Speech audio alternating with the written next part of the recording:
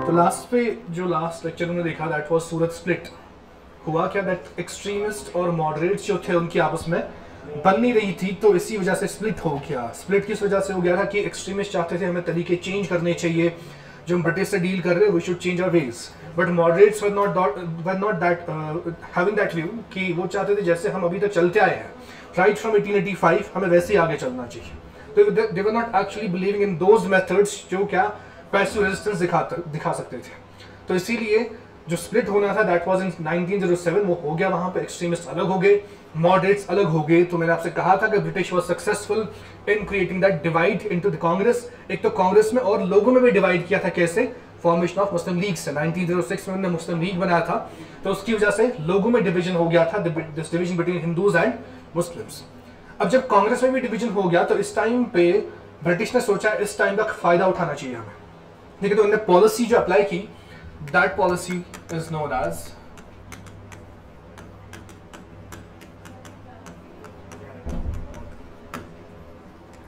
Carat and stick policy. तो next study नाम देंगे कैरेट एंड स्टिक पॉलिसी।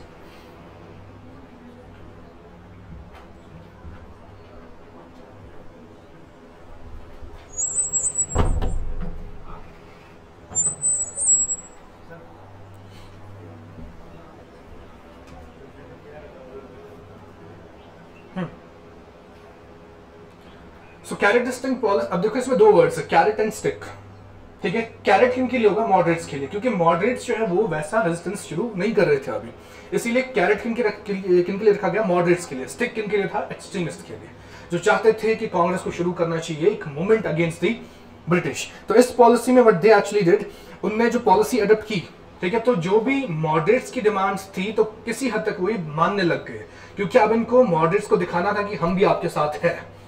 अब समझो, अगर मॉडरेट्स नहीं चाहते थे मास मूवमेंट शुरू करना या कोई भी ऐसा मूवमेंट शुरू करना जो ब्रिटिश के खिलाफ जाए या ब्रिटिश को लड़ना पड़े लोगों से, तो वो भी उनके लिए कुछ कर रहे थे वापस, बट स्टिल उस करने में भी उनका अपना ही फायदा ढूंढते हो, ठीक है। ब्रिटिश हमेशा ऐसा ही रहा है कि whatever they were applying the policies which were there, they were just finding their benefit in those policies, ठीक है। तो जो मेन जो कंटेंडर थे एक्सट्रीमिस्ट में वो कौन थे, जो मेन लीडर थे उसके, was the person,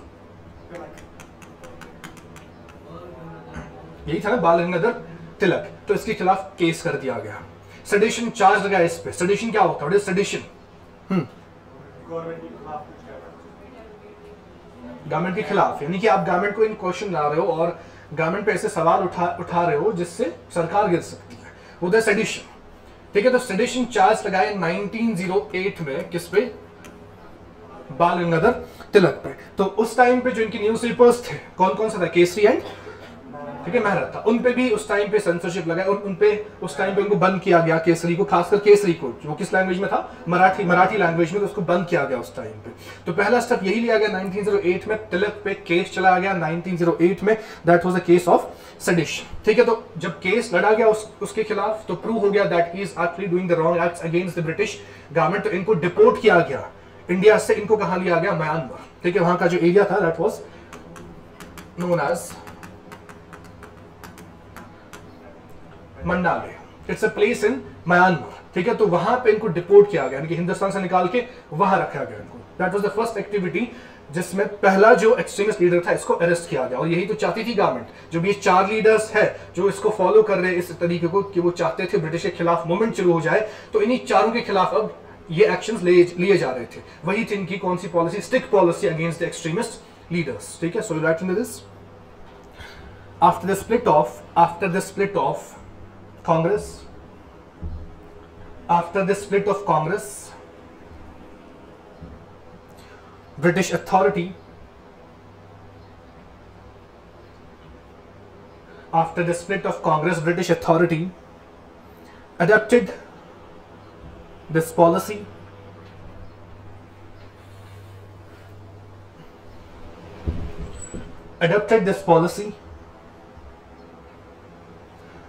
whereby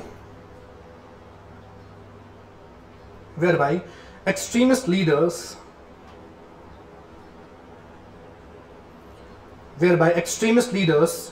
were suppressed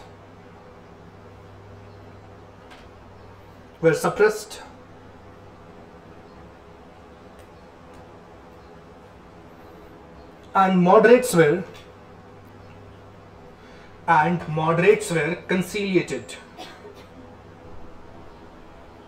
And moderates were conciliated. C-O-N-C-E-A-L-E-A-T-E-D. Conciliated. Which means उनकी डिमांड्स किसी हद तक मानी जा रही थी जो ब्रिटिश तब देख रहा था. ठीक है. इनफैक्ट ब्रिटिश ने उस टाइम पे डिफरेंट लॉज भी एनेक्ट किए, यानी कि नए नए कानून लाए. जैसे यहाँ पे हम देखते हैं कानून लाया, फिर उसी कानून के बेस पे अरेस्ट करते हैं लोगों को. वैसे ही सेम उस टाइम पे हो गया था. डिफरेंट 5 कानून एड्रेस किए जिसने ब्रिटिश ने उन्हें इंट्रोड्यूस किए. वो उन्हीं लॉज पे वो अरेस्ट कर रहे थे लोगों को जो जो उन कानून के खिलाफ हरकतें हुई हैं. ऐसा नहीं कि कानून नया आया अब जो करेगा, ऐसा नहीं. कानून लाया, देखा कि इसकी बेसिस पे कौन गलत था, जैसे तिलक था, उसको जेल में डाल दिया. ठीक है. तो न्यू लॉज ऐड होते जा रहे थे. ठीक है. तो आप लिखेंगे next, going by this strategy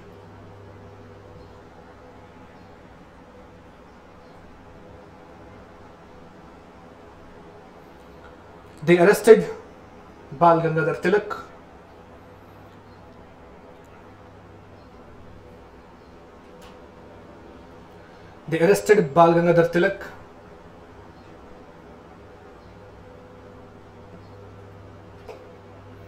And then tried him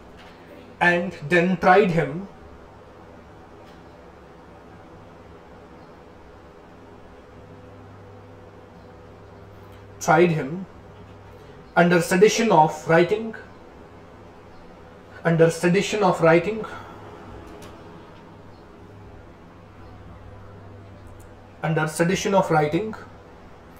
against British,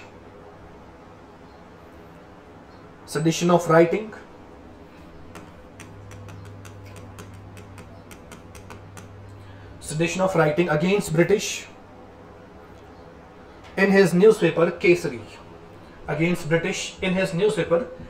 Kesari.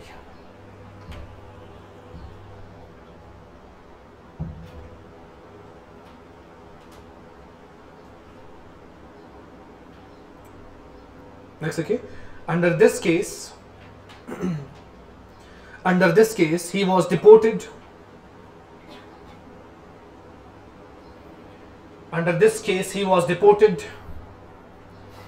To Mandale. In brackets, we'll mention Myanmar.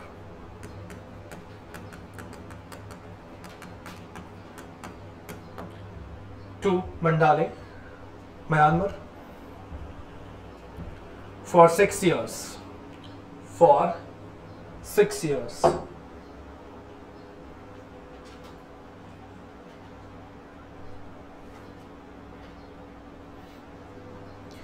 तो जो दूसरे रूलर थे कौन, Lala Lajpat Rai, he was also arrested. उसको भी 1 साल के लिए डिपोर्ट किया गया. यानी कि इनको अब दूर भेज देते हिंदुस्तान से जो यहाँ पे एक्सट्रीमिज्म फैलाना चाहते थे. ठीक है. सो ऐसी बिपिन चंद्र पाल, ठीक है, उन्हीं के साथ one more member was there.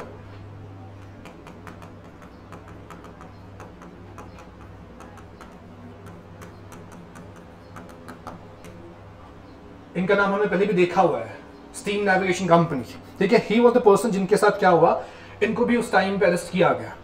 ठीक है. लेकिन उसके बाद जो ये चिदम्बरम पिलाए है, ठीक है, ही रिटायर्ड फ्रॉम पॉलिटिक्स.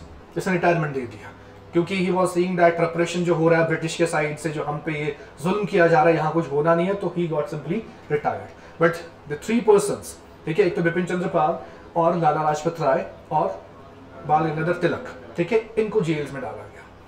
ठीक है. तो ब्रिटिश जो कर रही थी under the policy of stick, वो कामयाब हो रहे थे उसमें. फाइनली इनको मॉडरेट्स को भी सप्रेस करना था क्योंकि कब तक मॉडरेट्स उन्हीं तरीकों पे रहते हैं. इनको पता थी आज नहीं तो कल मॉडरेट्स भी मूवमेंट शुरू करेंगे ही करेंगे, क्योंकि वो खुद जानते थे अपनी पॉलिसीज क्या है. इन पॉलिसीज पे जब आवाज उठेगी तो वो भी ये चीजें करेंगे. फाइनली उनको भी सप्रेस करना था. लेकिन फिलहाल जो वक्त था अभी 1907 और 1908, अभी के लिए स्टिक पॉलिसी सिर्फ इनके लिए थी, एक्सट्रीमिस्ट लीडर्स के लिए. ठीक है. तो next slide. Lala Lajpat Rai was also deported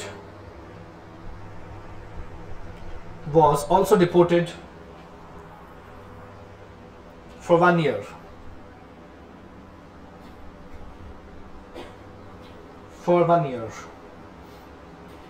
next देखिए, Bipin Chandra Pal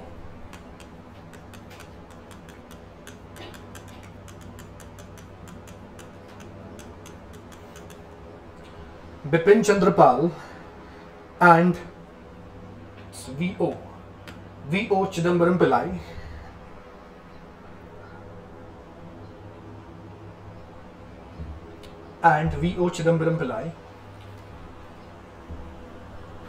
were also arrested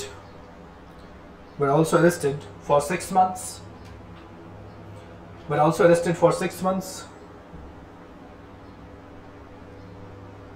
After which he retired from politics.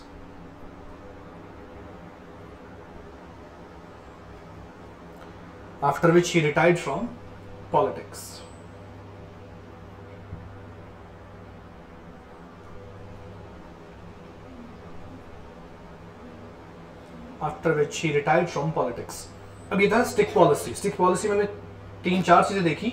एक तो सप्रेशन किया किनका, एक्सट्रीमिस्ट का। सप्रेशन कैसे किया, तिलक को भी 6 साल के लिए म्यांमार भेज दिया, उसके बाद लाला लाजपत राय उनको भी 1 साल के लिए वही डिपोर्ट किया, बिपिन चंद्र पाल को अरेस्ट किया, वी.ओ. चिदम्बरम पिल्लाई को भी अरेस्ट किया, जिनने बाद में रिटायरमेंट दे दी पॉलिटिक्स से।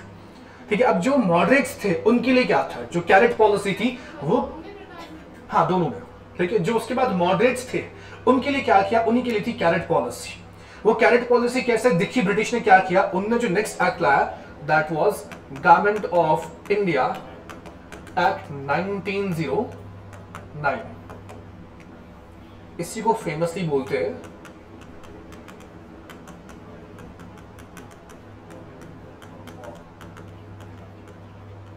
Model Minto reforms. अब देखो मैं फिर से कह रहा हूं, स्टोरी चल रही है आपके लिए, right from 1885 I created story जो कंटिन्यूअस चल रहा है कि एक्ट क्यों लाया गया, इसका रीजन क्या था लाने के लिए, क्योंकि they wanted to show appeasement towards the moderates, उनके लिए अच्छा बनने की कोशिश हो रही थी, इसीलिए उन्होंने क्या लाया, गवर्नमेंट ऑफ इंडिया एक्ट 1909, जिनको हम कहते हैं मॉडल मिंटो रिफॉर्म्स। अब ये मॉडल मिंटो का मतलब क्या है, this person he was the secretary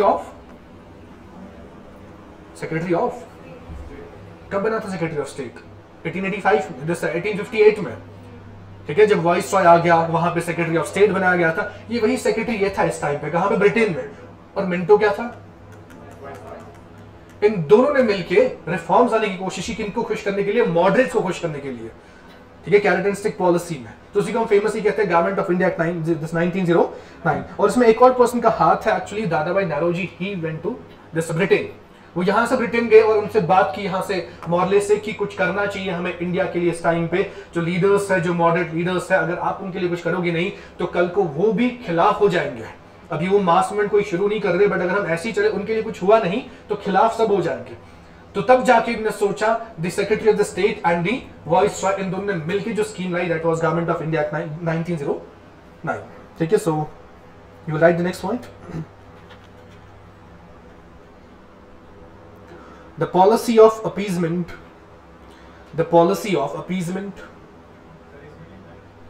हाँ इसी में next point,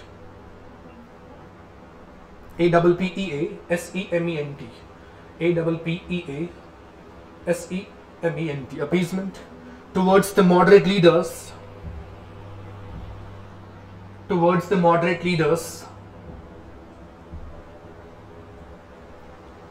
was forwarded in the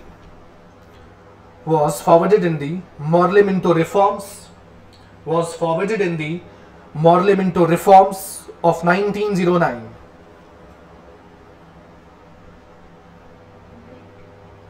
Morley-Minto reforms of 1909. तो गवर्नमेंट ऑफ इंडिया एक्ट बोलो इसको, मॉर्ले-मिंटो रिफॉर्म्स बोलो, बात एक है। इंडियन काउंसिल्स एक्ट ऑफ 1909 भी अगर बोलेंगे इसको तो वो भी इसका नाम हो सकता है। तो डोंट गेट एवर कंफ्यूज्ड कि शायद हमने काउंसिल्स एक्ट ऑफ 1909 पढ़ा नहीं। अगर वो काउंसिल्स लिख रहा है, गवर्नमेंट ऑफ इंडिया एक्ट लिख रहा है, अगर वो मॉर्ले-मिंटो रिफॉर्म्स लिख रहे हैं वहां पे, तो तीनों एक ही है। ठीक है, तो मॉर्ले-मिंटो रिफॉर्म्स आप इसको याद रखेंगे। अब मॉर्ले कौन थे, secretary of state, this Minto was viceroy of India on the behalf of British government. तो they both formulated a scheme in this form of, जो एक्ट आया इस टाइम पे 1909 में।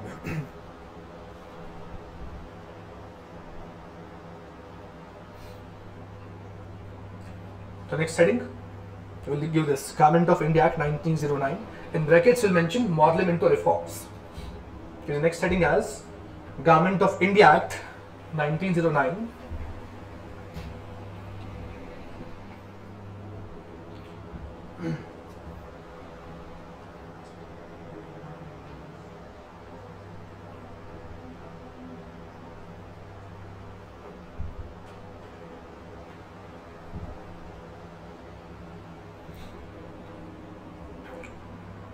सबसे पहले जो रिफॉर्म लाया गया, ठीक है, मॉडरेट लीडर्स को खुश करने के लिए, वो क्या था कि इलेक्शन को इंट्रोड्यूस किया गया। अभी तक हम जो भी देख रहे थे, जो हमने अभी तक सीखा, वो क्या था, अगर नॉन ऑफिशियल मेंबर्स भी आ रहे थे, लेकिन वो कैसे आ रहे थे, नॉमिनेशन से आ रहे थे। एक पर्टिकुलर सेक्शन को रखा गया उसको सेलेक्ट करने के लिए, लेकिन पहली बार इलेक्शन आ गए, ठीक है, for the all of the non official members. जितने भी नॉन ऑफिशियल मेंबर्स थे, चाहे वो प्रोविंसेस में थे, चाहे वो सेंटर में थे, जैसे आज का सेंट्रल गवर्नमेंट, उस टाइम पे क्या था, सेंट्रल लेजिस्लेटिव असेंबली, जिसमें वही था वॉइस और उसका काउंसिल था। और जो प्रोविंसेस थे उनमें भी असेंबलीज बनी हुई थी, हम अभी तक देख चुके हैं। तो हर एक जगह पे कहा गया इलेक्शन किया जाएगा, लेकिन इलेक्शन कैसा रखा गया, फिर से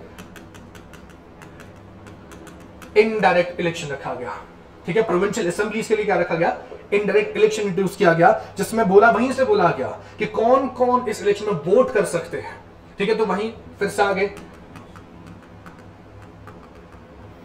ट्रेडर्स, शॉर्ट में जिनके पास पैसा था उस टाइम पे, जो दिखता था सेक्शन इंडिया में, तो उन्हीं को इजाजत दी गई, किसके लिए, वोटिंग के लिए। तभी इसको कहा इनडायरेक्ट इलेक्शन, वहीं से डिफाइन था कौन कौन से लोग वोट कर सकते हैं for the non official members provincial assemblies में। तो ऐसे ही लोकल ऑफिशियल हुआ करते थे, जो ब्रिटिश के साथ काम करते थे ऑफिशियल्स, उनको भी हक दिया गया क्या करने का, वोट करने का। ऐसे ही लैंडलॉर्ड्स,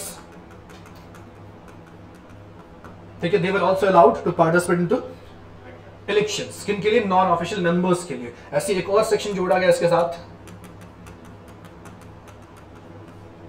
टीचर्स, ठीक है। ये सेक्शंस बनाए गए that they can vote for the non official members into provincial assemblies. जो इस टाइम पे जैसे स्टेट असेंबलीज है, उस टाइम पे प्रोविंशियल असेंबलीज होती थी, वहां पे इजाजत दी गई। और जो मेजॉरिटी हुआ करती थी अभी तक, वो किन की होती थी, मेजॉरिटी ऑफिशियल्स की या नॉन ऑफिशियल्स की, ऑफिशियल्स की। हमने देखा ना हर एक जगह पे ये करते थे नॉन ऑफिशियल्स को ऐड इससे पहले, लेकिन फिर भी मेजॉरिटी किनकी होती थी, ऑफिशियल्स की। यानी कि ये सब चीजें अपने हाथ में रखते थे। ऑफिशियल्स कौन होते थे, ब्रिटिशर्स बस, उसमें कोई इंडियन नहीं होता था। इंडियन अगर जोड़े गए इससे पहले भी, तो कहां पे जोड़े गए, नॉन ऑफिशियल मेंबर्स।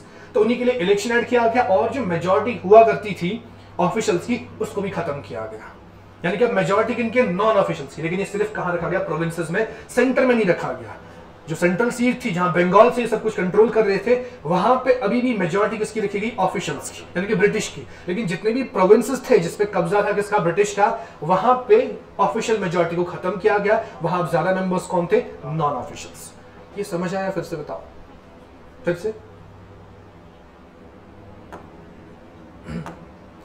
देखो। हमारे पास सेंटर था, मान लो ये बंगाल है, यहां से इनका सेंटर था जहां से ब्रिटिश रूल करती थी। यहीं पे वॉइसरॉय बैठता था और उसका एग्जीक्यूटिव काउंसिल, जिसमें हमने देखा बहुत सारे मेंबर्स बैठते थे, ये सेंटर है। फिर ऐसे ब्रिटिश के और सारे एरियाज जहां पे इनका कब्जा था, ये क्या थे, प्रोविंसेस थे, यहां भी ऐसी काउंसिल होता था, एग्जीक्यूटिव काउंसिल, ठीक है। अलग अलग गवर्नर्स होते थे, जैसे आजकल हर एक स्टेट का गवर्नर है, ठीक है। तो वैसे हर एक प्रोविंस में होता था। तो यहां भी होते थे, जैसे यहां पे इस एग्जीक्यूटिव काउंसिल में दो टाइप के मेंबर्स होते थे, ऑफिशियल्स एंड नॉन ऑफिशियल्स। इतना तो पता है, सीख चुके हो। यहां भी ऐसे ही होता था, ऑफिशियल और नॉन ऑफिशियल। यहां भी वही होगा, ऑफिशियल डिफरेंट प्रोविंसेस में, non official, official, non official. तो हुआ क्या इस एक्ट ने, इसने इन जगहों पे जो इन पहली बात नॉन ऑफिशियल मेंबर्स है, इनके लिए इलेक्शन इंट्रोड्यूस हो गया, इनडायरेक्ट इलेक्शन, जिसमें कुछ लोग वहीं से वोट कर सकते थे कि किन को चुनना है as a non official member to this executive council, जो किसमें था, प्रोविंस में था, या जो वहां पे लेजिस्लेटिव असेंबलीज थी, एक ही बात है, ठीक है। तो नेक्स्ट आई मेंशन, अब यहां इन जगहों, अब देखो अभी तक क्या था, 1909 तक क्या था, ये ज्यादा होते थे ऑफिशियल्स, और ये सब कौन होते थे, ब्रिटिश। इसमें कोई इंडियन नहीं होता था। यहां भी ब्रिटिश ज्यादा, यहां भी ब्रिटिश ज्यादा, यहां भी, और यहां तो है ही, यानी कि सब कुछ इनके अपने हाथ में होता था। लेकिन 1909 के एक्ट ने क्या किया, उसने यहां पे ऑफिशियल मेजॉरिटी खत्म की। मेजॉरिटी से मतलब क्या है, मान लो कि यहां पे टोटल मेंबर्स 20 है टोटल, इसमें से 13 लोग होते थे ब्रिटिशर्स, 7 लोग होते थे इंडियंस एज नॉन ऑफिशियल्स। तो जब भी कोई फैसला लेना होगा तो उसमें वोटिंग होती है, तो ज्यादा कौन है, ब्रिटिश। तो दैट मींस ऑफिशियल्स जो थे वो मेजॉरिटी में थे, लेकिन इस एक्ट ने ये मेजॉरिटी खत्म की। अब इसका उल्टा हो गया, 13 ये आ गए, 7 ऑफिशियल्स हैं। अभी एग्जैक्ट नंबर नहीं है, मैं एग्जाम्पल समझा रहा हूं आपको, एग्जाम्पल को देख के। तो ऐसे ही मैं कह रहा हूं कि नॉन ऑफिशियल जो है इनका नंबर बढ़ाया गया, ऑफिशियल मेजॉरिटी को कम किया गया हर एक प्रोविंस से। लेकिन यहां पे ये चेंज नहीं, विदाउट दिस यहां पे अभी भी वही चल रहा था इस एक्ट के बाद भी, कि यहां पे कौन थे मेजॉरिटी में, ऑफिशियल ज्यादा थे। क्लियर हो गया? लिखो इसमें कहां पे, यहां पे नॉन ऑफिशियल, हाँ non official election, indirect election. तो पहले ही था ना, जब हमने पहले ही देखा था वहां पे तो ऐड हो गया, जब हमने देखा था चैम्बर ऑफ कॉमर्स, वो सब भी भेजते थे मेंबर्स, ठीक है। तो स्पेसिफिकली इस एक्ट ने क्या किया, प्रोविंसेस में इनडायरेक्ट इलेक्शन इंट्रोड्यूस किया, इससे पहले बस यहां होता था, ठीक है। हाँ, तो you write the first point, it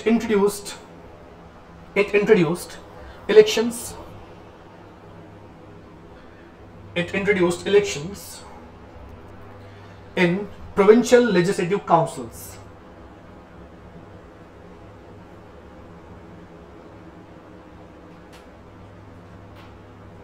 Provincial legislative councils where elected members were to be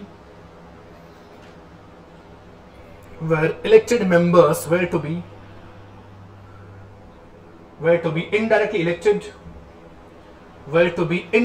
elected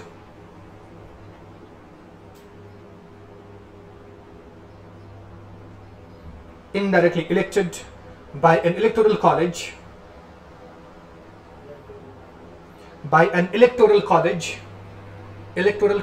अब ये कॉलेज वो नहीं है पढ़ाई वाला कॉलेज, कॉलेज मींस जो ये 4 लोग रखे गए थे, कौन से, ट्रेडर्स और टीचर्स, लोकल ऑफिशियल्स जो ब्रिटिश के साथ काम करते थे, इंडियंस थे, और कौन थे, लैंडलॉर्ड्स। जो ये बॉडी बनाई गई ना, इसको हम बोलेंगे इलेक्टोरल कॉलेज, ठीक है। तो क्या लिखा आपने, which consisted of this, an electoral college which consisted of landlords,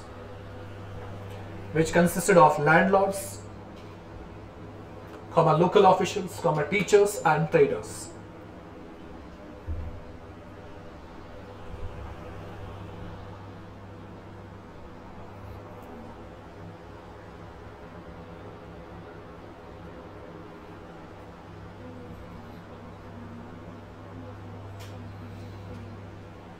लिखिए छात्र। लेकिन सेकंड प्रोविजन क्या था इस एक्ट का, number 2, the official majority was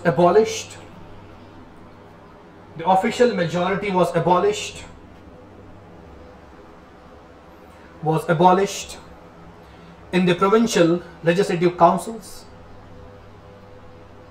The official majority was abolished in the provincial legislative councils.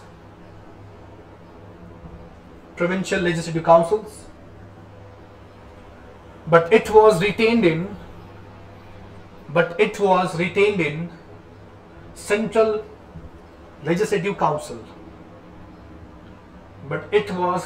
in Central Legislative Council.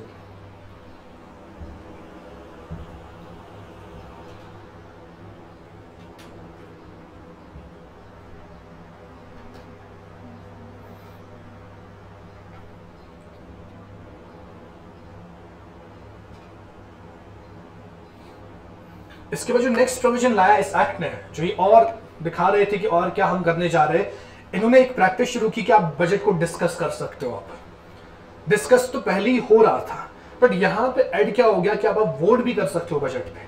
अब देखो for example, हमारा ये एक हाउस है, हमें कुछ खर्चा करना है, हमने पेपर पे लिखा कि फलानी चीज के लिए इतना खर्चा होगा, इस चीज के लिए इतना खर्चा होगा, फिर आप सबके पास तो आएगा, अगर आप सब उस पर मंजूरी दे रहे हो, मेजॉरिटी, तब जाके वो खर्चा हो जाएगा। ऐसे ही पार्लियामेंट में होता है, जब भी बजट आता है पार्लियामेंट में, जब उस पर सब वोट करते हैं कि हाँ जी हम इस बजट के साथ है, तभी वो पास हो जाता है, फिर तभी पैसे निकाल पाती है सरकार, वो खर्च कर पाते हैं, ठीक है। तो वोट उसी को कहते हैं। इससे पहले वोटिंग पावर नहीं था इंडियंस को, बस डिस्कस कर सकते थे, ठीक है, और वो सवाल भी ज्यादा नहीं उठा सकते। लेकिन इस एक्ट ने इंडियंस को भी पावर दिया कि कुछ सब्जेक्ट्स पे आप भी वोट कर सकते हो, नॉट ऑन ऑल सब्जेक्ट्स। इनको दे रहे थे बट धीरे धीरे कहते हैं उसको देना, स्टेप बाय स्टेप चल रहा था प्रोसेस।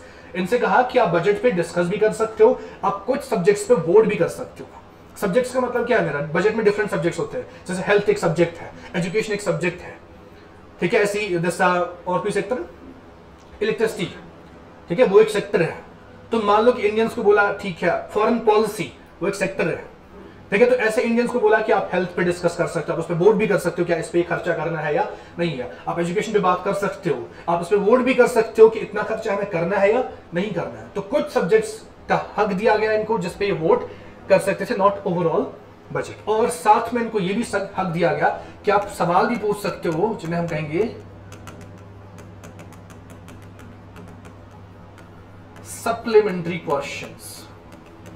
एक होता है सिंपल क्वेश्चन, मान लो कि ये मिनिस्टर है, आप एमपी हो, वो बीजेपी का मिनिस्टर है, आप कांग्रेस के एमपी हो, आप उनसे सवाल पूछ रहे हो कि आपने यहां पे इतना खर्च किया है, किस में खर्च किया है, वो आपको जवाब देंगे, आपको चुपचाप वापस नीचे बैठना है। ऐसे ही पहले इंडियंस के साथ होता था, हमने पहले भी देखा था, वो सवाल पूछ सकते थे, यानी कि हो गया एक सवाल, उसने जो भी जवाब दे दिया बात खत्म होगी। सप्लीमेंट्री क्वेश्चन किससे बोलेंगे, वो जवाब देंगे, इनका एक और सवाल राइज हो जाएगा उसी जवाब पे, ठीक है। तो अगर ये बोलेंगे कि हमने फलानी जगह पे इतना खर्च किया, ये बोलेंगे वहां पे क्या जरूरत थी करने की आपको, मतलब ये कि एक और सप्लीमेंट्री क्वेश्चन आ गया। अब ये हक मिला इंडियंस को कि आप सप्लीमेंट्री क्वेश्चन पूछ सकते हो, तभी तो क्लियरेंस होगी, वरना दैट इज वो तो जोक ही था ना कि ये इनसे सवाल पूछ रही है, वो जो बोल रहा है बस उसको मानना है। लेकिन सप्लीमेंट्री क्वेश्चन से पूरा क्लियरेंस मिलती है, पूरा एक इमेज दिखती है। तो वही सप्लीमेंट्री क्वेश्चन की इजाजत कब मिली, 1909 एक्ट में, ठीक है। So next provision you right number 3,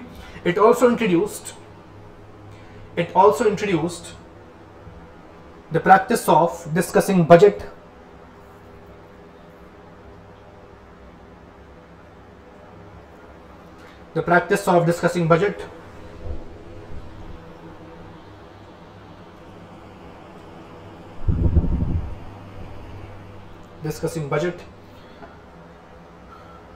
as well as Indian members were allowed to vote on separate items.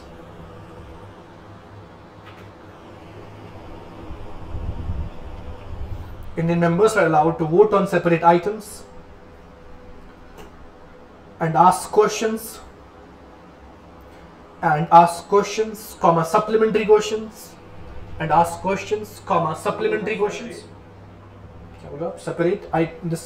on separate items and ask questions, supplementary questions, and to introduce resolutions.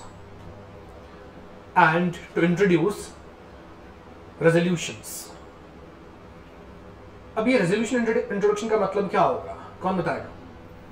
Introduce करना resolution, कोई भी demand सामने रखना। जैसे मैं अभी class में इनने पहले ही वहीं से बोला कि टाइमिंग का कुछ इशू है, अगर ये मुझे रिटन में देते हैं दैट मीन्स वो क्या, इनका एक रेजोल्यूशन है कि हम चाहते हैं टाइमिंग कम हो जाए, तो दैट मीन्स उन्हें डिमांड की कुछ, तो इसी को हम कहते हैं रेजोल्यूशन।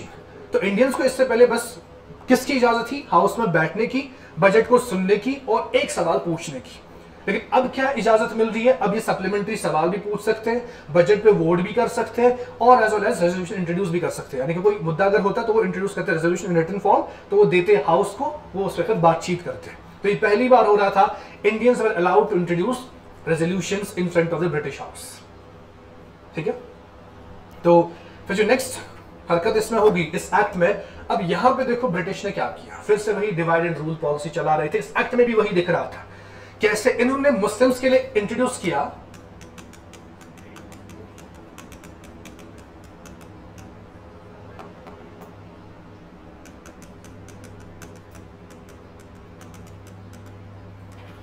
Separate electorate. अब इसका मतलब क्या है सेपरेट इलेक्टोरेट इंट्रोड्यूस करना, वोटिंग अलग होगी मुस्लिम्स की। मुस्लिम लीडर्स, मान लो कि अभी मुस्लिम्स में कोई चुनना है as a non official member, ठीक है, उस पर सिर्फ वोट कर सकते हैं मुस्लिम्स। दैट मींस ये you can say that confirm था मुस्लिम को जीतना है, कोई भी एबीसीडी, क्योंकि मुस्लिम्स ही वोट कर रहे हैं और मुस्लिम्स किसको वोट करेंगे, मुस्लिम को ही वोट करेंगे। तो ये तो कंफर्म था। For example let me understand, make you understand this concept with an example. मान लो कि 5 या 10 10 नॉन ऑफिशियल्स चुनने एक प्रोविंशियल लेजिस्लेटिव असेंबली में। अब समझ लो 10 में से इलेक्शन में उतरे तो 10 तो वो तो उतरेंगे, इसमें से 3 जो है ये मुस्लिम्स उतरे। अब अगर पूरी पॉपुलेशन वोट करेगी, जितने को भी इजाजत मिली है, ठीक है, हमने 4 सेक्शंस देखे, ट्रेडर्स, टीचर्स, लोकल ऑफिशियल्स और लैंडलॉर्ड्स, 4। मान लो टोटल जो वोट करने वाले हैं वो 100 लोग हैं। कितने? 100 लोग वोट करने वाले हैं। कितनी सीट्स के लिए? 10 सीट्स के लिए टोटल, ठीक है। 100 में से मान लो कि 20 हिंदूज है, 20 मुस्लिम्स है, ठीक है, 10 इसमें से सिक्स है, 5 इसमें से बुद्धिस्ट है, ठीक है। वैसे जो नॉर्मल इलेक्शन था हर एक वोट कर सकता है, ये पूरा हो गया। वैसे 20 20 40 50 55 और कोई बचा, मान लो क्रिश्चियंस, हाँ 20 इसमें क्रिश्चियंस है, कितने हो गए? यहां बढ़ाते हैं, let it be 40 Hindus, 30 Muslims, कितने हो गए? 70 80 90 100, यहां 15 ही रखते हैं। तो 100 लोगों को वोट करना है, लेकिन ये 100 लोग है कौन? 40 हिंदूज है, 30 मुस्लिम्स है, 10 इसमें से सिक्स है, 5 इसमें से बुद्धिस्ट है, 15 क्रिश्चियंस है। नॉर्मली जो इलेक्शन होना है, जब भी 10 मेंबर्स का इलेक्शन होगा तो ये सब लोग वोट करेंगे, लेकिन मुस्लिम्स के अलग रखा गया। जो इसमें से 3 लोग 10 में से जो इलेक्शन लड़ रहे हैं, इसमें अगर 3 लोग मुस्लिम्स है, इसमें सिर्फ और सिर्फ ओनली मुस्लिम वोट देंगे, ये इनको हक बाकियों को वापस वोट करने का नहीं होगा। इसी को कहते हैं सेपरेट इलेक्टोरेट। अब तो कंफर्म था कि 3 तो मुस्लिम्स बनेंगे ही बनेंगे, ठीक है ना। तो इससे पहले वो कंफर्म नहीं था, क्योंकि मान लो हिंदू ज्यादा थे, वो इनमें से नहीं बनाते किसी को, वो किसी और को वोट करते हैं, तो वही होना था ना फिर। तो इसीलिए मुस्लिम्स के लिए क्या रखा गया? अलग इलेक्टोरेट रखा गया, क्योंकि मुस्लिम के लिए काम कौन करी थी? मुस्लिम लीग, जो उनकी पार्टी थी। तो ये डिवाइड एंड रूल फिर से हो रहा था इस एक प्रोविजन से, जहां पे मुसलमानों के लिए सेपरेट इलेक्टोरेट लाया गया। इसकी वजह से कांग्रेस फिर से सस्पिशियस हो गया अगेंस्ट द मुस्लिम लीग कि फिर से ये कुछ अलग करने की कोशिश कर रहे हैं, जिसकी वजह से डिवीजन होते ही जा रहा था और ज्यादा गहरा होते जा रहा था। ये समझ आपको क्लियर हो गया? सेपरेट इलेक्टोरेट, ठीक है। तो यही इंट्रोड्यूस किया किसने? ब्रिटिश ने इन 1909। और एक और चीज इंट्रोड्यूस की थी मुस्लिम्स के लिए, जहां पे कांग्रेस को शक हो रहा था कि मुस्लिम्स अलग चल रहे हैं हमसे, किनके साथ डील करें? ब्रिटिश के साथ। वो क्या था? अब देखो, जो 10 लोग इलेक्शन लड़ने वाले थे, इनकी इनकम क्वालिफिकेशन होती थी, इनकम क्वालिफिकेशन। ऐसी कोई इलेक्शन में लड़ने नहीं जाता था, उसको पहले कुछ क्वालिफिकेशन होनी चाहिए थी, दैट वाज इनकम क्वालिफिकेशन। यानी कि अगर वो साल का मान लो कि 50 रुपए कमा रहा है या 100 रुपए कमा रहा है, तभी कोई पर्सन इलेक्शन में लड़ सकता है, ठीक है। तो इनकम क्वालिफिकेशन होती थी, जब भी कोई इलेक्शन में उतरता था तो he must have a certain income. मैं ये कह रहा हूं। तो इनकम क्वालिफिकेशन मान लो कि रखी गई थी 5000 फॉर एग्जाम्पल। अगर साल का 5000 कमा रहा है तो वही मेंबर इलेक्शन लड़ सकता है। मुस्लिम्स के लिए ये इनकम क्वालिफिकेशन कम रखी गई। जो ये 3 लोग मुस्लिम्स में है, ठीक है, तो इनका रखा गया 2000, काफी कम रखा गया बाकी से। जो भी बाकी उतर रहे थे इलेक्शन में, उनका हाई इनकम क्वालिफिकेशन, मुस्लिम्स का क्या रखा गया? Low income qualification. और साथ में सेपरेट इलेक्टोरेट। तो ज्यादा इलेक्शन कौन लड़ने आते? मुस्लिम्स, क्योंकि इनकम क्वालिफिकेशन कम है। अब जब वो इलेक्शन लड़ने आ रहे हैं तो उनके लिए सिर्फ वोट कौन करेंगे? मुस्लिम्स। तो वो तो इलेक्ट होने ही थे, क्योंकि अलग ही किया इनको। तो यही चल रहा था बीच में डिविजन जो कर रही थी कौन? British, between the Indian people, जिसकी वजह से लोग आपस में लड़ रहे थे। That was the next activity which was done in the government of India at 1909. So you write the next point. Fourth, you will write they also introduced.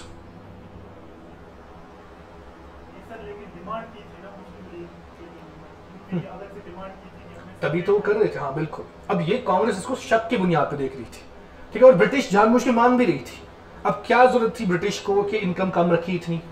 चलो मान लिया आपने मुस्लिम्स को डेवलप करने के लिए आपने इनको सेपरेट इलेक्टोरेट दे दिया ताकि मुस्लिम्स भी आगे बढ़े, लेकिन जो इनकम क्वालिफिकेशन कम की उससे शक हो रहा था, कांग्रेस को शक हो रहा था ये जानबूझ के कर रहे हैं ऐसा ताकि दोनों में डिवीजन हो जाए, ठीक है। तो fourth you right they also introduced separate electorates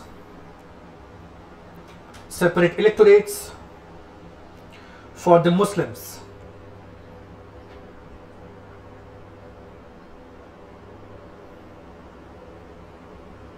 Separate electorates for the Muslims, as well as the income qualification, of Muslims, was kept way lower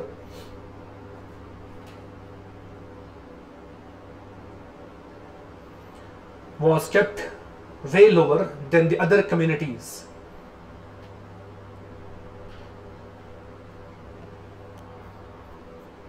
Was kept way lower than the other communities.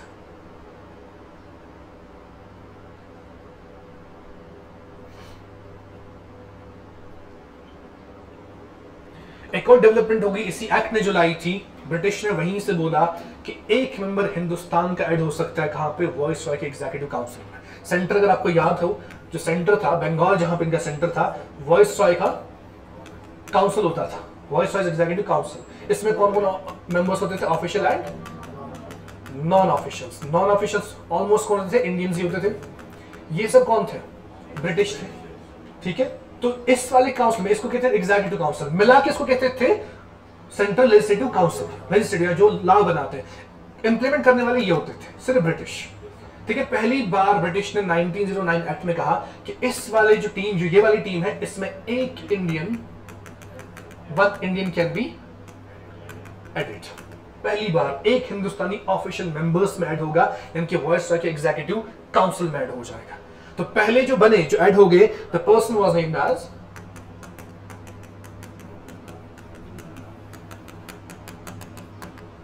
Satyendra Sinha.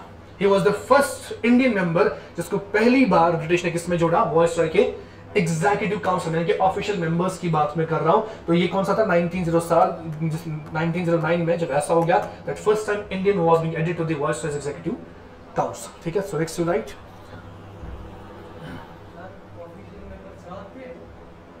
Number नहीं था, अब ये बहुत थे members, अभी अलग अलग portfolio होता था, जितने मिनिस्टर्स बनाने थे एग्जीक्यूटिव काउंसिल में वॉइस रॉय को, वो उतने मेंबर्स रखता था, इसमें कोई ऐसा पर्टिकुलर फिक्स नंबर नहीं था। हाँ, तो वही था जहां पे वेरिएशन है, you don't have to remember the number of the members, यहाँ पे वेरिएशन आती रहती थी, ठीक है। जैसे यहाँ पे कभी भी बढ़ सकते हो 4 मिनिस्टर्स, समझ गए आप। So you write the next point, according to this act, according to this act, one Indian was to be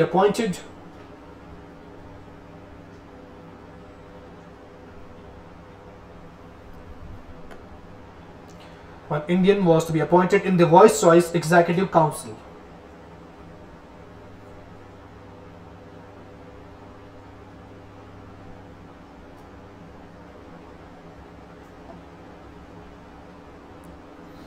Viceroy's Executive Council.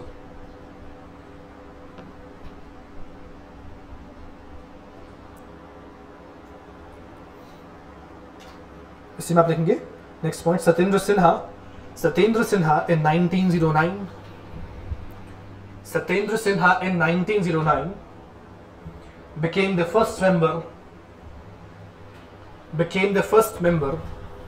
of Viceroy's Executive Council. Became the first member of Viceroy's Executive Council. और जब ये member बन गया, पहला member, तो इसको portfolio दिया गया। जब हमने देखा था पोर्टफोलियो सिस्टम इंट्रोड्यूस हो गया, पोर्टफोलियो का मतलब क्या था, अलग अलग मिनिस्ट्रीज डिस्ट्रीब्यूट करना लोगों में, तो वो ऑफिशियल्स में ही तो होती थी। अब समझ लो, जैसे अभी एनसी की गवर्नमेंट है, लेकिन सब थोड़ी मिनिस्टर्स है, मिनिस्टर्स 4 है जिनको पोर्टफोलियो मिला है, कोई हेल्थ मिनिस्टर है, कोई लॉ मिनिस्टर है, डिफरेंट पोर्टफोलियोज मिले। तो इस मेंबर को, जो पहली बार इंडियन ऐड हो चुका था, इसको कौन सा पोर्टफोलियो दिया गया, that was the same law, ठीक है। सो ब्रैकेट्स में मेंशन करना, he was given law portfolio, यानी कि मिनिस्टर ऑफ लॉ, ऐसे आप समझ सकते हो, he was given law portfolio.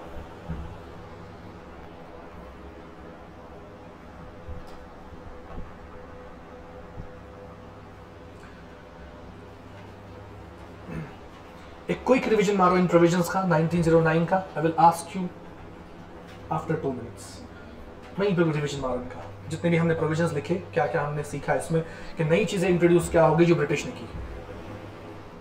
अरे पढ़ो,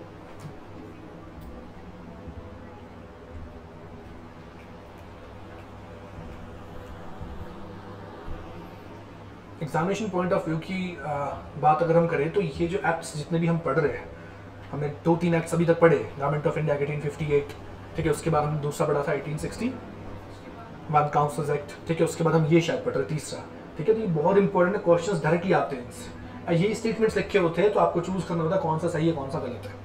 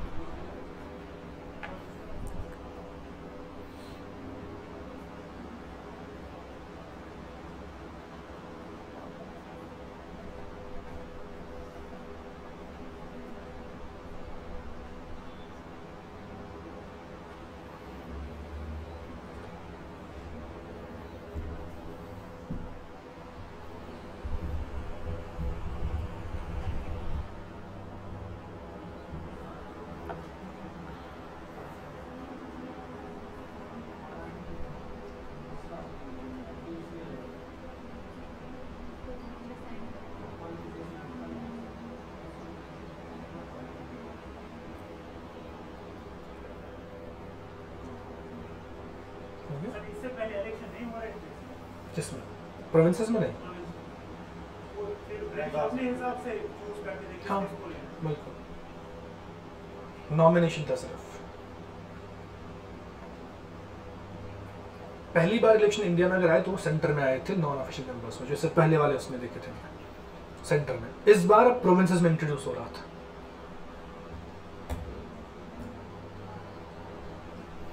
चलो बताओ आप, प्रोविजन एक देख के थोड़ी बताना है, नीचे नहीं देखोगे आप तो, ऐसे ही बताओ।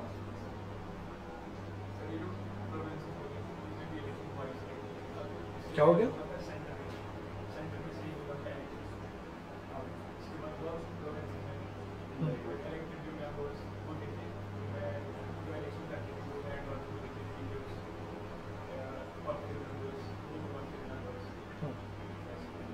हाँ जी आप नेक्स्ट प्रोविजन।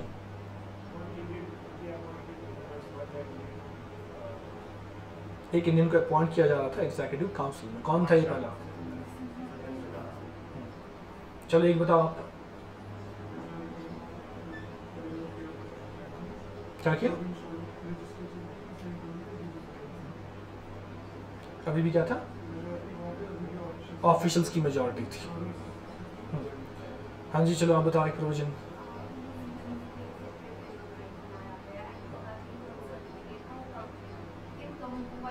इनकम सर्टिफिकेट, यही घूम रहा है आपके लोग। इनकम क्वालिफिकेशन कम रखा गया इनका मुस्लिम्स के लिए। हाँ जी और कोई प्रोविजन था? हाँ वोट कर सकते कुछ आइटम्स पे और सप्लीमेंट्री क्वेश्चंस भी पूछ सकते हैं, ठीक है। तो जो भी अब डेवलपमेंट्स आई इसमें 1909 एक्ट में, जो भी ब्रिटिश दे रहा था हिंदुस्तानियों को, इससे मॉडरेट्स खुश हो गए। लेकिन एक फिर भी ऐसी कंडीशन जो इसमें थी जिससे वो खुश नहीं थे, जिससे नाराजगी थी उनकी, वो क्या था? मुस्लिम्स के लिए सेपरेट इलेक्टोरेट, ठीक है। दैट वाज द थिंग जिससे मॉडरेट्स खिलाफ होने की कोशिश कर रहे थे और उनने उन पे अपनी नाराजगी दिखाई कि ब्रिटिश को ऐसा नहीं करना चाहिए था, ये तो ऐसे डिवीजन क्रिएट कर रहे हैं, मुस्लिम्स को सेपरेट इलेक्टोरेट नहीं देना चाहिए था, ठीक है। और एक और स्टेटमेंट से वो डिसरिस्पेक्ट हो गए थे। उस टाइम पे जो मॉडले थे, मॉडले कौन थे? मॉडले सेक्रेटरी ऑफ स्टेट, उसने सीधे वहां डिक्लेयर किया मेरा कोई इंटेंशन नहीं है इंडिया में पार्लियामेंट्री टाइप ऑफ गवर्नमेंट भी इंट्रोड्यूस करने के लिए। तो वो सीधे कह रहा था अभी कोई इंटेंशन नहीं है कि हिंदुस्तानियों के हाथ में पावर दिया जाए, अभी कोई इंटेंशन नहीं है कि वहां पे डेमोक्रेसी इंट्रोड्यूस किया जाए। उसने स्टेटमेंट दी वहां पे, ठीक है। तो उस स्टेटमेंट से और ज्यादा दुखी होगी कौन? मॉडरेट्स। लेकिन इस दुख को दूर करने के लिए ब्रिटिश ने एक और चीज किया, जो पार्टीशन ऑफ बंगाल हो गया था 1905 में, उसको वापस जोड़ा। यानी कि ईस्टर्न बंगाल और वेस्टर्न बंगाल जो बनाया था उनको क्या किया? वापस वैसे ही जोड़ा, तो पूरा एक बंगाल ही क्रिएट किया। उसी टाइम पे बंगाल से उड़ीसा अलग निकल गया, उसी टाइम पे बिहार अलग निकल गया, ठीक है। दैट वाज ए टाइम जब उड़ीसा और बिहार बन गया था। अदरवाइज पूरा ये उड़ीसा और बिहार जो था ये किस में आता था, बंगाल में ही आता था। इनफैक्ट वेस्टर्न बंगाल जब पहले बना था, ईस्टर्न एंड वेस्टर्न, तो enrolment of partition of Bengal किया गया 1911 में। और ये भी क्यों किया, अब देखो ब्रिटिश, मैंने कहा ना इतना अच्छा नहीं थे वो, ये भी क्यों किया क्योंकि उनको कैपिटल शिफ्ट करनी थी फ्रॉम बंगाल टू दिल्ली। अब उनको रहना ही नहीं था बंगाल में। दिस वाज द रीजन कि उन्होंने क्या किया, पार्टीशन ऑफ बंगाल को वापस रिवर्स किया, खुद कहां चले गए, कैपिटल शिफ्ट किया in 1911 from Bengal to Delhi, ठीक है। तो next to write, 1909 reforms were 1909 reforms were welcomed. 1909 reforms were welcomed by moderate leaders. Were welcomed by moderate leaders, but they opposed the creation of. But they opposed the creation of separate electorate. Opposed the creation of separate electorate. They opposed the creation of separate electorate on the basis of religion. Separate electorate on the basis of religion.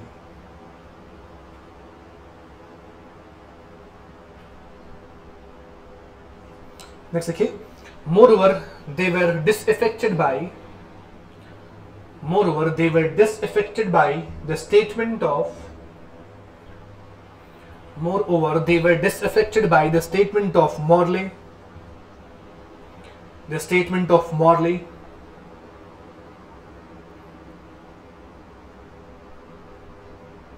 who frankly declared that. Who frankly declared that. Who frankly declared that. He absolutely had no intention. He absolutely had no intention. Declared that he absolutely had no intention. He absolutely had no intention of introducing a parliamentary form of. Introducing a parliamentary form of government. A parliamentary form of government in India.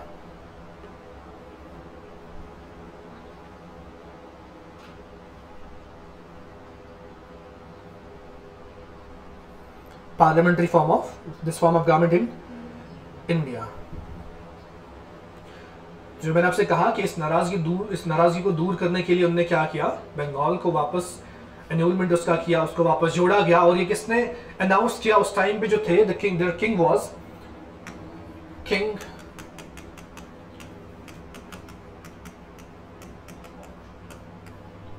George fifth. He was the king. तो उसी ने ये announce किया, वहां पे जो दरबार हो गया था दैट वाज ग्रैंड दिल्ली दरबार, ठीक है, जहां पे लीडर्स को बुलाया गया था। तो किंग ने वहीं पे अनाउंस किया that we are annulling the partition of Bengal. जो हमने किया था उसको हम क्या कर रहे हैं, रिवर्स कर रहे हैं। ईस्टर्न बंगाल को मर्ज किया वापस किसके साथ, वेस्टर्न बंगाल के साथ। और इसी के साथ साथ they announce that we are transferring the capital from Bengal to Delhi. So next write, the British authority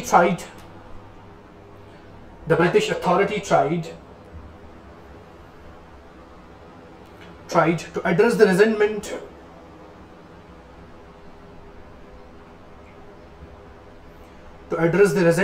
of moderates,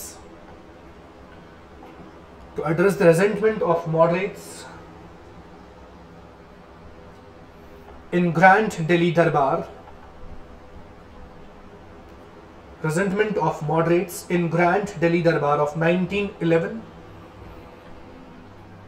Grand Delhi Darbar of 1911, where King George V announced,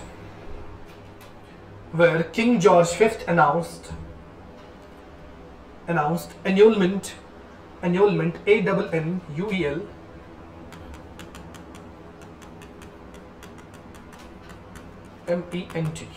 annulment of partition of Bengal.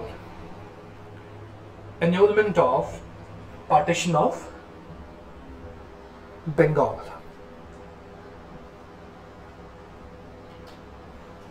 Next देखिए, then Eastern Bengal was merged with West Bengal, with Western Bengal. Then Eastern Bengal was merged with Western Bengal, and separate state of Bihar and Odisha was created. Separate state of Bihar and Odisha was created.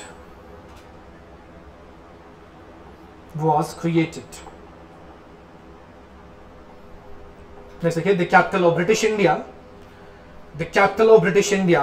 was transferred. The capital of British India was transferred from Kolkata. To Delhi. Was transferred from Kolkata to Delhi in 1911.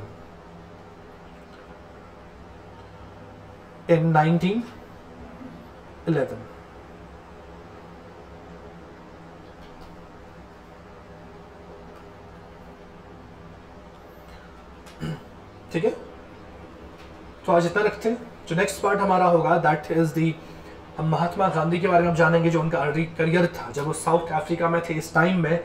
तो south Africa में क्या हो रहा था, which was done by Mahatma Gandhi, जिसकी वजह से Mahatma Gandhi India में फेमस बन रहे थे। Mahatma Gandhi was a simple barrister और लॉयर, ठीक है, जिसने लंदन से पढ़ाई की थी और वापस इंडिया में वो जॉब ढूंढ रहे थे, लेकिन केस यहाँ नहीं मिला उनको। केस मिला लेकिन कहाँ पे, साउथ अफ्रीका में। वहां भी कोई इंडियन था जिसका कुछ वहां पे केस होने वाला था, तो उसने इनवाइट किया महात्मा गांधी को कि आप मेरा केस लड़ने आ जाओ, कहाँ, साउथ अफ्रीका आ जाओ। 1 मंथ के लिए गए थे महात्मा गांधी, लेकिन जब वहां लैंड किया साउथ अफ्रीका में, तो उसके बाद 20 साल के बाद वापस आए फ्रॉम साउथ अफ्रीका। उन 20 सालों में उन्होंने वहां पे क्या किया, किस चीज के लिए लड़ रहे थे वहां पे, वो भी वहां ब्रिटिश से ही लड़ रहे थे, कैसे वहां पे कामयाब होके वापस महात्मा गांधी आए। तब तक वो यहाँ पे नेशनल हीरो बन चुके थे, क्योंकि ये सब में खबर थी कि महात्मा गांधी ने इफेक्टिवली ब्रिटिश से साउथ अफ्रीका में लड़ा। It was not that violence वाला लड़ाई, it was the ideological war between Mahatma Gandhi and the Britishers. तो वहां पे वो जीत चुके थे, तब जाके इंडिया आए। तो महात्मा गांधी की इतनी डिमांड थी अब इंडिया में, हर कोई पार्टी उनको अपने साथ जोड़ना चाहती थी, ठीक है। तो हम कल देखेंगे जो अर्ली करियर है साउथ अफ्रीका में जो महात्मा गांधी का था वो क्या था, और उसी के साथ उसके बाद विल सी जो एक, अब देखो अभी तक हम क्या देखते थे, कांग्रेस क्या कर रही थी फॉर द इंडिया, लेकिन मैंने आपको पर्सनली बताया था कि मूवमेंट डिफरेंट लोग डिफरेंट तरीकों से चलाते हैं। जैसे मिलिटेंट्स अलग चलते हैं, एक्सट्रीमिस्ट लीडर्स अलग चल रहे हैं, मॉडरेट्स अलग चल रहे हैं। तो जो रेवोल्यूशनरी नेशनलिज्म है एक्चुअली वो कैसे चल रहा था इसी फेज में, जब ये लड़ रहे थे ब्रिटिश के खिलाफ, कौन लोग थे जिनने आर्म्स एंड एम्युनिशन उठाए थे, उसी को हम कहते हैं एग्जैक्ट रेवोल्यूशनरी नेशनलिज्म, जो किसके बेसिस पे, हथियार के बेसिस पे लड़ रहे थे, किससे, ब्रिटिश से। कांग्रेस का तरीका अलग था, मॉडरेट्स का तरीका अलग था, एक्सट्रीमिस्ट का तरीका अलग था, लेकिन जो मिलिटेंट नेशनलिज्म था वो अलग लोग थे, तो वो भी साइड बाय साइड अपनी मूवमेंट चला रहे थे। तो वही revolutionary nationalism we have to discuss in the next class. Thank you for today, मिलते हैं आपसे इन टुमारोज क्लास।